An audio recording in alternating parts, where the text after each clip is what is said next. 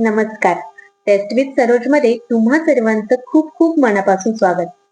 कधी कधी जेवण बनवायचा खूप कंटाळा येतो आणि झटपट काहीतरी चमचमीत बनवायचं असेल तर ही गरमागरम अशी पौष्टिक डाळ खिचडी उत्तम पर्याय आहे. चला तर मग रेसिपीला सुरुवात करूया. सर्वप्रथम मी इथे डाळ आणि तांदळाचे अचूक प्रमाण सांगते. इथे 1 वाटी तांदूळ घ्यायचे आहे. हे मी आंबेमोहर तांदूळ घेतलेले आहेत. शक्य असल्यास असा लहान दाण्यांचा तांदूळच वापरावा. आता इथे 1 वाटी मूग डाळ घेतली आहे. तुम्ही हवे असल्यास अर्धी वाटी मूग डाळ व अर्धी वाटी मसूर डाळ देखील घेऊ शकता. आता हे डाळ तांदूळ 2 ते 3 वेळा पाणी घालून स्वच्छ धुवून घ्यायचे आहेत.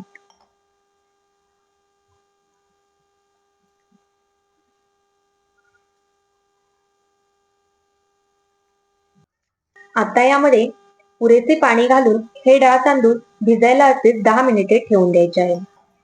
आता इथे कुकरमध्ये तेल गरम करायला ठेवले आहे. तेलाऐवजी तुम्ही तूप किंवा बटरचा देखील वापर केला तरी चालेल.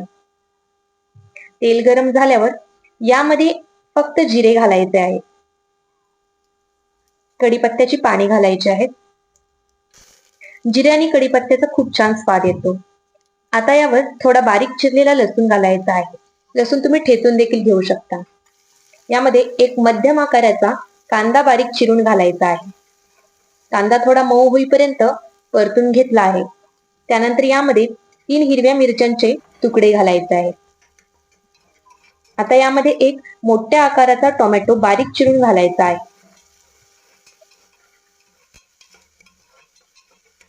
टोमॅटो छान शिजून मऊ होईपर्यंत आपण याला परतून घेणार आहोत.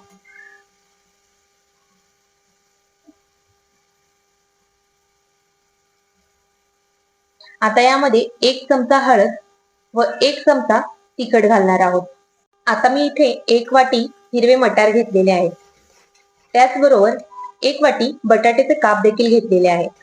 तुम्ही तुमच्या आवडीप्रमाणे भाज्या घालू शकता किंवा अगदीच भाज्या न घालता फक्त मूग डाळ आणि तांदळाची खिचडी केली तरीही छान लागते. आता हे सर्व परतून घेतले आहे. त्यानंतर बघा, मी हे डाळ तांदूळ भिजायला ठेवले होते. त्यामधील पाणी निथळून काढले आहे आणि हे डाळ तांदूळ आता या फोडणीमध्ये मस्त असे परतून घ्यायचे आहे.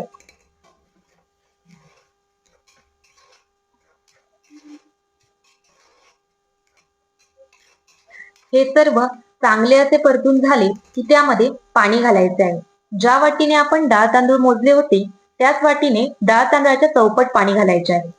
आपली 1 वाटी डाळ आणि 1 वाटी तांदूळ घेतले होते, तर 2च्या चौपट 8 वाटी यामध्ये मी पाणी घातले आहे. आता हे सर्व चांगले मिसळून यामध्ये चवीनुसार मीठ घालून कुकरचे झाकण लावून मीडियम फ्लेमवर आपल्याला 3 शिट्ट्या करून घ्यायच्या आहेत. आता वाफ गेल्यावर कुकर उघडायचा आहे.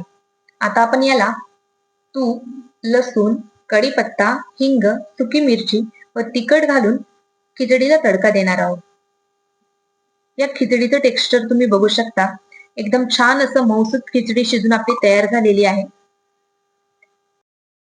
यावर आता कोथिंबीर घालून घ्यायची आहे.